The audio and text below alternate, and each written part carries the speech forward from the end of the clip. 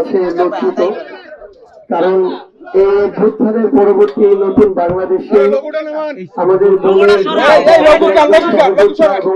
অভ্যুত্থানের একজন শহীদ, কিন্তু এরপরও কিছু নরপিশাচের চোখ থেকে আমরা আমাদের বোনকে রক্ষা করতে পারিনি। এটা আমাদের সারা জীবনের জন্য শিক্ষা, আমাদের বাংলাদেশের জন্য শিক্ষা। আগামীতে আমাদের কোন বোনকে যেন আমাদের আর এভাবে না হারাতে হয়, যেন আমাদের হৃদয়ে রক্তক্ষরণ আর না হয়।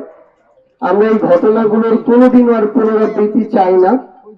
এ কারণে আমাদের জায়গা থেকে অন্তর্বর্তীকালীন সরকারের কাছে একটাই চাওয়া, যে আমরা কিছুদিন আগে আমাদের ছোট্ট বোন আসিয়াকে হারিয়েছি, আজকে আমরা আমাদের আরেকজন বোনকে হারালাম।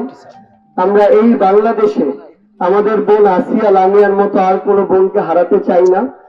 এই খুনিদের সর্বোচ্চ শাস্তি মৃত্যুদণ্ড আমরা আগামী যে 90 দিনের যে সময়, তার মধ্যে আমরা তাদের মৃত্যুদণ্ড দেখতে চাই।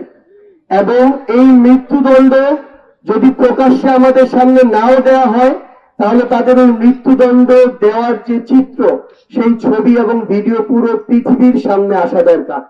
তাহলে আগামীতে আর কোনো নরপিশাচ, যাদের কারণে আমরা আমাদের বোন আসিয়া লামিয়াদেরকে হারিয়েছি, তারা এই বাংলাদেশে আর জন্ম নেবে না। আমরা আমাদের বোনের জন্য দোয়া করব, আমাদের বোনের সকল কিছু মহান আল্লাহ মাফ করে দিয়ে তাকে জান্নাতবাসী করুন।